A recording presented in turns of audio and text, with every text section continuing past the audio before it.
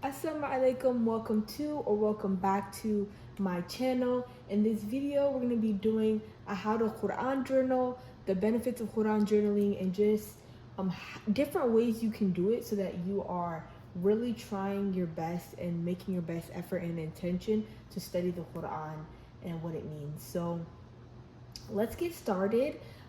Okay, so to show you guys this one, which is Surah Abasa, you can see that I put the title of the surah there. I put where it was revealed, context. So this is really important, like super important when you're reading about a surah, because context helps you understand so much more, even if it's just a brief context. And then I put the Arabic and then also the translation here. And then here I put my notes on the lessons that from the surah. I have a Islamic folder in my good notes, and then I have Quran, and then you just click new and you click new note. I like to change my template to ruled narrow. Okay, so once you have this, you're gonna figure out what surah you're doing. So I'm gonna do Surah Hujurat. You can also use this to adjust the thickness. So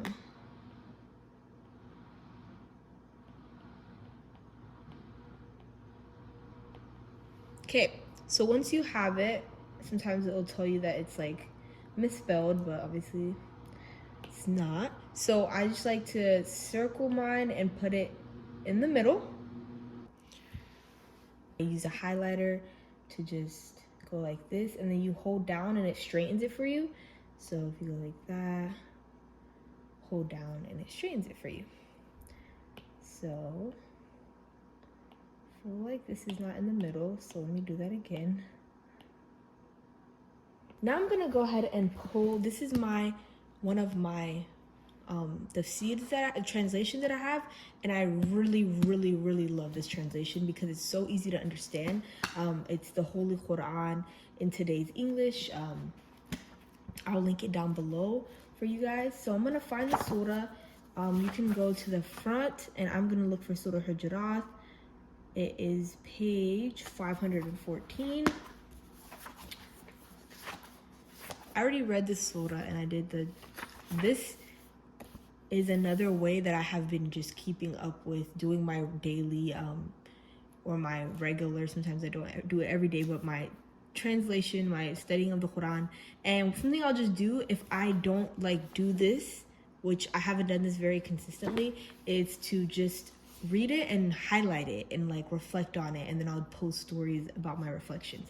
But to actually, because I want to keep up with this and be consistent with it, I want to show you guys how to do it. Read the surah before you start, or like after you get to this point. And so I've already read it, and here is the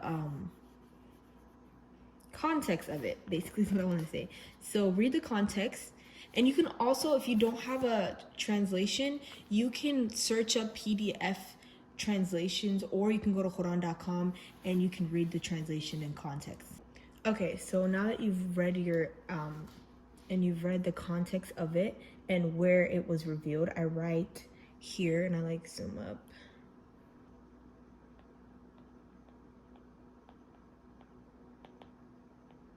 Medina, and then the context. So the context that I want to write for Surah Hujurat is that a group of visitors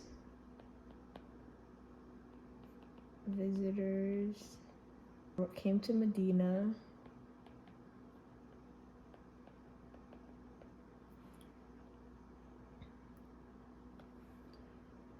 and were shouting for the Prophet Muhammad Sallallahu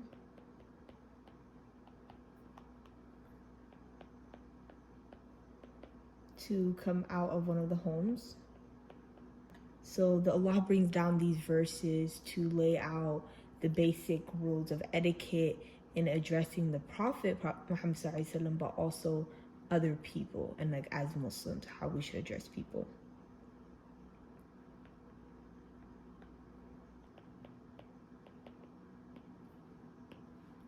Okay, I'm gonna highlight just the revealed and the context here.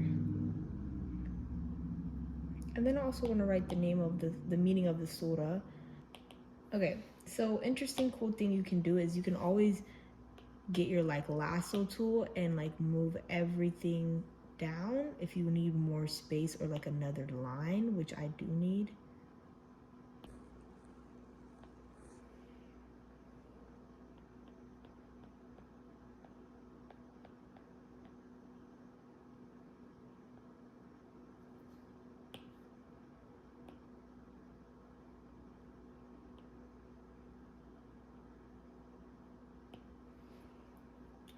Okay, now that we have that, so we have Surah Hujurat.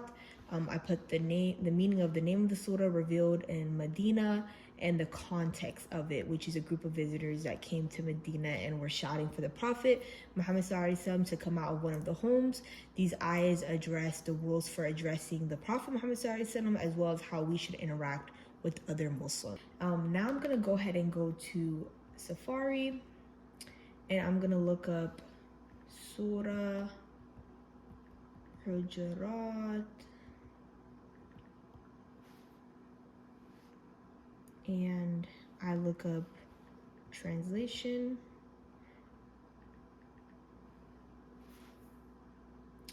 I like this one, I believe it's this one. I'm gonna just screenshot it because I'm having trouble saving it. Then when I screenshot it, I'm just gonna crop this. Done. Save to photos. Okay, anyway, basically you're gonna have to save it to your photos some way. Then you can click this little button and pull it up from your photos. Drag it. So I just like to add these little lines to look like it's like taped on there. That's fun. Okay, cool. So this is ayahs 1 through 6, right? So whenever you do it this way, you really break it down a lot, which I like. Okay, these are 3 options, okay? So 1, you can do it like this. 2, I say that like, if that's a lot, just have a Quran translation that you use your highlighters and you read it and you mark through. That's probably the ones that I'm gonna like stay more consistent with. I will try to do this more, but stay more consistent with. Or 3, after you've read this surah and you've did your highlight, you go in and you get out a good notes, you get out a page and you write a reflection on the surah and what you gain from it and what you've learned from it. So that's kind of the 3 different approaches, but I'm gonna keep going and show you guys. So I like to just put my lessons. I'm gonna do lessons. So number 1, it shares in ayat 5. If only they would be patient until you could come out, it would be so much better for them. Though God is forgiving and merciful. So I want to talk about how God, and how God really, really emphasizes the importance of us as believers to practice patience.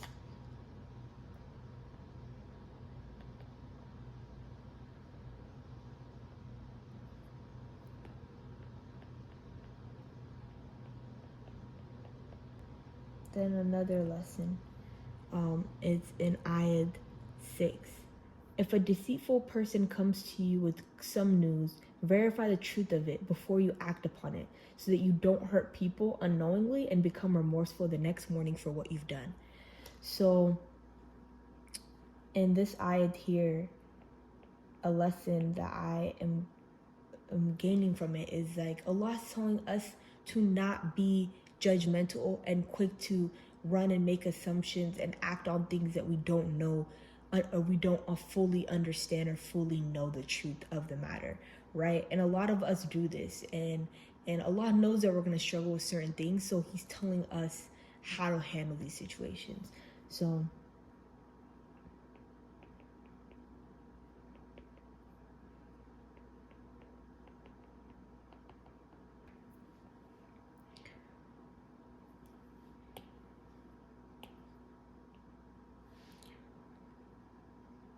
So just taking the time to really be intentional with the Quran as a whole, because it is a guidance from Allah. It is our reminder. So I hope this helped you guys, encourage you guys to start your Quran journaling, start your reading the translation, understanding the Quran, understanding what Allah wants from us, because it's so very important. And whether you decide to break down each day and do it this way, or whether you decide to just get a translation and read it and highlight it and understand it, or if you decide to just read translation and then do a reflection on the surah afterwards, whatever path you take, I hope this encourages you to be mindful and understanding the Quran better. I hope you guys enjoyed this video. If you guys have any questions or comments, share them down below. And yeah, I'll see you guys next time. Bye.